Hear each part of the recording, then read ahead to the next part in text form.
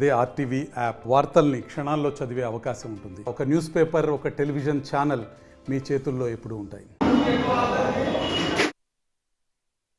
మిత్రులందరికీ నమస్కారాలు.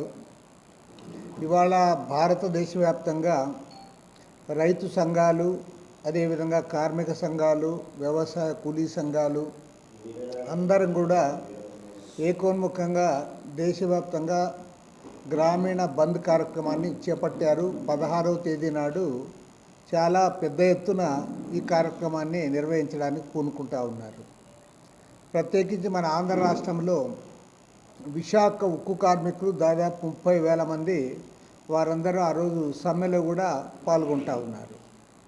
కాబట్టి ఈ తరుణంలో ఇవాళ దేశవ్యాప్తంగా కోట్లాది మంది గ్రామీణ రైతులు, పేదలు, కూలీలు, పట్టణ ప్రాంతాల్లో ఉన్నటువంటి కార్మికులు, ఉద్యోగస్తులందరూ కూడా ఈ గ్రామీణ బంద్ను జయప్రదం చేయడానికి వారు పూనుకుంటా ఉన్నారు. ప్రత్యేకించి డాక్టర్ ఎంఎస్ స్వామినాథన్ సిఫార్సుల ప్రకారము పంటలకు గిట్టుబాటు ధరలు కావాలని కోరుతూ ఉన్నారు. అదేవిధంగా రైతాంగం అంతా కూడా అప్పుల బారిన పడ్డారు, అప్పుల్లో కూరుకుపోయారు, ఆత్మహత్యలు చేసుకుంటూ ఉన్నారు.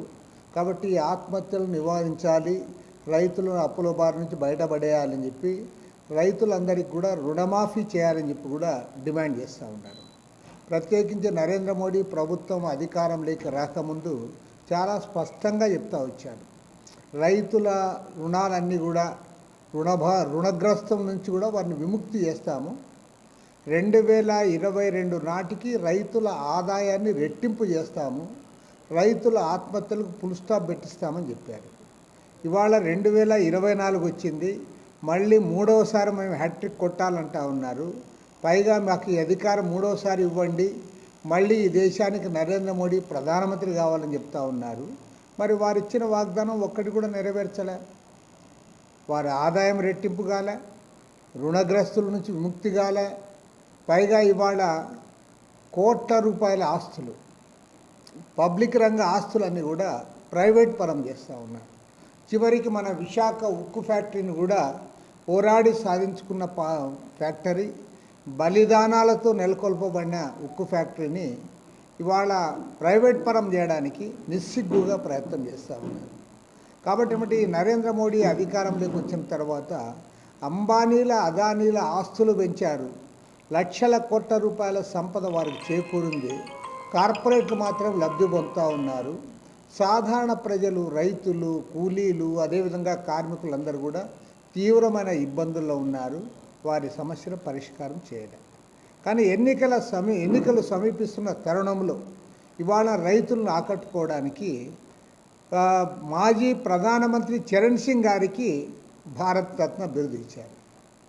అదేవిధంగా డాక్టర్ ఎంఎస్ స్వామినాథన్ గారి సిఫార్సులు ఏవి కూడా అమలు చేయలే. ఆయన చాలా క్లియర్గా చెప్పాడు, ఇవాళ రైతులు బాగుపడాలంటే రైతులు పండించిన పంట ఉత్పత్తులకు వారి ఖర్చు పెట్టిన దానికి 1.5 times పెంచి ఇవ్వాలని చెప్పాడు ఆయన సిఫార్సు అమలు చేయలే మీరు. పైగా మీరు ఇప్పుడు ఆయనకు కూడా భారతరత్న ఇచ్చాము కదా, మీరు దీంతో సంతోషపడండి అని చెప్తా ఉన్నారు. రైతులు ఎవ్వరు కూడా వారి సమస్యలు పరిష్కారం కానంత వరకు వారి పోరాటాన్ని కుదించే పరిస్థితి లేదు. ఇవాళ దేశవ్యాప్తంగా కూడా వీరందరూ కూడా రోడ్డెక్కుతూ ఉన్నారు. 16వ తేదీ గ్రామీణ బంద్కు భారత కమ్యూనిస్ట్ పార్టీ తరఫున సంపూర్ణంగా వారికి మద్దతు ప్రకటిస్తూ ఉన్నాం. రెండవది ఏమంటే, ఇవాళ ప్రధాని నరేంద్ర మోడీ ఎక్కడికి పోయినా సరే మన జగన్మోహన్ రెడ్డిని ఫాలో అవుతూ ఉన్నాడు. మన ముఖ్యమంత్రి జగన్మోహన్ రెడ్డి గారు వై నాట్ 175 అసెంబ్లీలో ఉన్న సీట్లన్నీ మేమే గెలవాలి, మనం సక్రమంగా పనిచేస్తే అన్నీ గెలుస్తామని ప్రచారం చేశాడు. ఇప్పుడేమో ఆయనకు నమ్మకం లేదు 175 గెలుస్తామని. కాబట్టి ఇప్పుడు ఎమ్మెల్యేల ట్రాన్స్ఫర్లు పెట్టినాడు, ఎంపీలకు ట్రాన్స్ఫర్లు పెట్టినాడు, ఈవెన్ మంత్రులకు కూడా ట్రాన్స్ఫర్లు పెట్టాడు. మన మంత్రి ఉన్నాడు కదా, ఎవరు, గుమ్నూరు జయరాం కూడా ట్రాన్స్ఫర్ ఇచ్చినాడు. ఇప్పుడు మరి నువ్వు వై నాట్ 175 అనేవాడు మరి అన్నీ నువ్వు గెలవాలి, నువ్వు గెలవలేవని తెలుసుకొని ఆయన కూడా అర్థమైంది కాబట్టి పరిస్థితి ట్రాన్స్ఫర్లు పెట్టాడు. ఇప్పుడు దీన్ని ఆయన ఫాలో అవుతూ ఉన్నాడు పైన నరేంద్ర మోడీ. ఆయన ఏమంటున్నాడంటే 370 సీట్లు ఒక్క బీజేపీనే గెలుస్తుంది, ఎన్డీఏ కూటమి 400 సీట్లు గెలుస్తుంది, మాకు అడ్డు లేదు, మళ్ళీ మూడోసారి అధికారంలోకి వస్తామంటున్నాడు. నేను సూటిగా ఒకటే అడుగుతా ఉన్నా, నీకు 400 సీట్లు గెలవడానికి అవకాశం ఉన్నప్పుడు ఎందుకు ఈ దేశంలో ప్రతిపక్ష పార్టీలను బ్లాక్మెయిల్ చేస్తూ ఉన్నావు? మీరు ఎన్డీఏ కూటమిలో కలుస్తారా, లేక మిమ్మల్ని మీ పైన కేసులు పెట్టాలనా, మిమ్మల్ని జైల్లో పెట్టాలనా అని మీరు బెదిరిస్తూ ఉన్నారు. సిబిఐ రైట్స్ చేస్తూ ఉన్నారు, ఎన్ఫోర్స్మెంట్ డిపార్ట్మెంట్ వాళ్ళు పంపిస్తూ ఉన్నారు, ఇన్కమ్ ట్యాక్స్ రైట్స్ చేయిస్తూ ఉన్నారు. కాబట్టి ఏమంటే ఇవాళ వ్యవస్థలను చేతుల్లో పెట్టుకొని ప్రతిపక్ష పార్టీలను బ్లాక్మెయిల్ చేసి వాళ్ళందరినీ కూడా తమలో చేర్చుకొని ఇవాళ నువ్వు ఎందుకు ఇంత ఏ ప్రధానమంత్రి కూడా దిగజారినంతగా ఎందుకు దిగజారి ప్రవర్తిస్తున్నావు? సమాధానం చెప్పాలి.